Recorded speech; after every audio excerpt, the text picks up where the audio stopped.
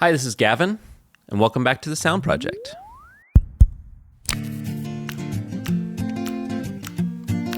As you can see, I'm here by myself. I don't have a co-host. We decided to do an episode here while we're at the NAMM show where I'm just talking about something, so I don't have someone to bounce ideas off of, but I do want to share with you guys. I was thinking the other day about how I work with so many studio owners, and as we talk with these studio owners, some of them we help design their space, others we're coming in to renovate something that's already there, and there's always comments about, man, I wish I did this, or I wish I did that. And I wanted to share some of those with you guys, because if you're going to be building your own studio, or you have your existing studio, maybe it's some things that you could avoid doing or not doing in order to have a better space. And so I just have quick top 5 things that I hear often. And the first one is not having enough storage. I've mentioned this before on a few podcasts, and it's one thing that even when you plan for enough storage, a lot of times you don't have enough storage. And a studio has a lot of things that need to be put away to keep the space clean and efficient. And a lot of times people will think, well, yeah, a 4-foot by 4-foot closet will be enough for me. And it just isn't a lot of times. And as you go along in life and you acquire more gear, something that happens, and over a 10-year span after you've built your studio, you suddenly have too much stuff and you don't have a place to put it. So I would definitely say planning for enough storage is one of the things that I hear often. We recently did a studio tour at Legacy Soundworks in Cincinnati. They have a really big storage space that we designed, and they said, man, I'm glad that we did that because we're almost maxed out already. And so it's a hard thing because you definitely don't want to take away from the size of your control room or your live room, or you always want to maximize the space in your studio so you have enough working area. But definitely think about the storage and make sure that you have enough of that so that you don't end up with a problem. The second one that I hear often is just connectivity issues. When you plan out your studio, a lot of time people will run conduits or run snakes from room to room and try to connect all the rooms that are audio-centric and noise-sensitive spaces, like the control room to the live room, the vocal booths, amp rooms, things like that. But one thing I hear a lot is that people say that they wish that they ran some conduit or some audio lines to just another space inside their house. And we do this often in our spaces. We're always trying to future-proof things and make sure that someone has the option. I always bring up the whole John Bonham throwing up mics in a stairwell and getting that huge drum sound. That is something that you could do at home.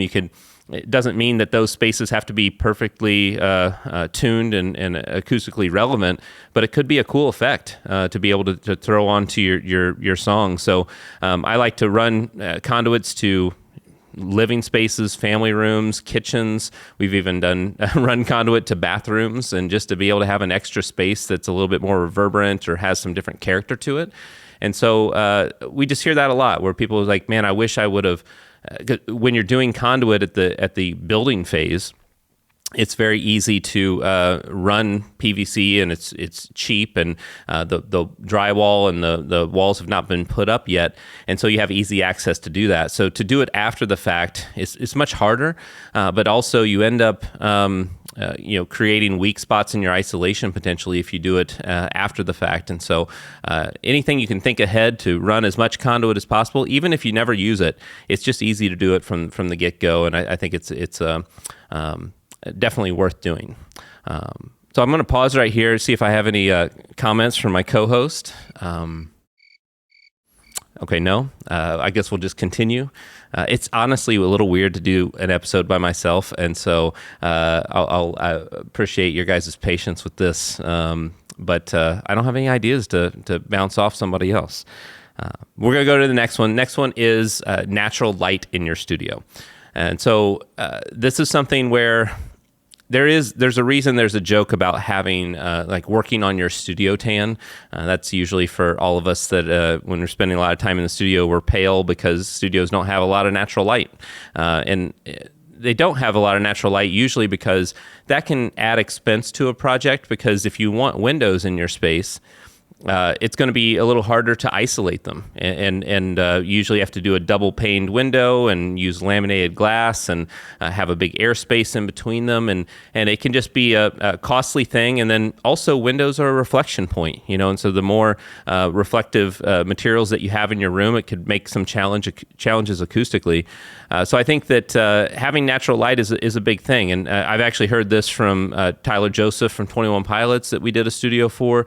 We did his basement studio, which is no windows at all and just no natural light. And he wrote a couple albums in that space. He did Trench and Scaled and Icy in that room.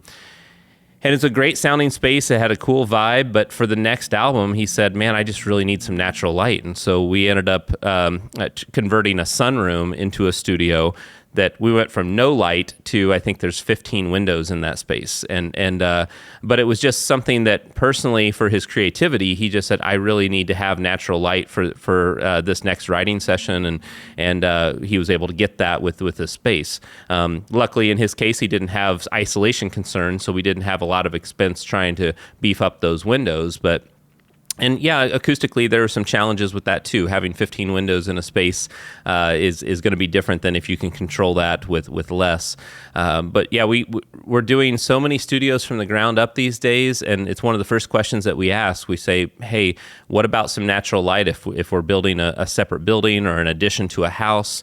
And most people want it. It's just a matter of guiding through the process of where we can place those windows, how it's going to add to the cost with the isolation component, and making sure that it's not going to be a negative to the sound quality while bringing in some natural light for people. So I do hear that often from people. They want natural light, but they just don't know how to get it. And so that's something that we work through with our clients.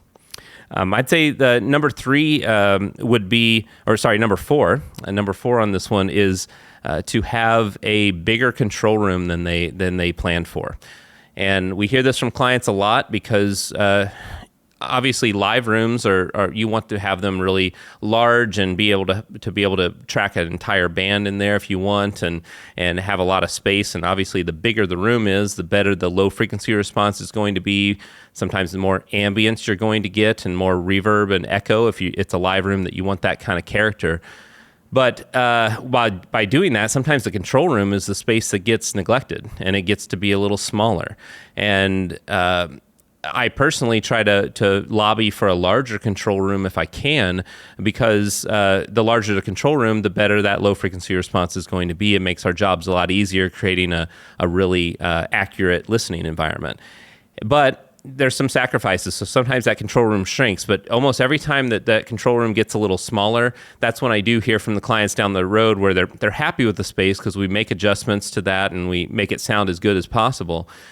However, they usually will say, like, man, I just wish it would have made it a little bigger.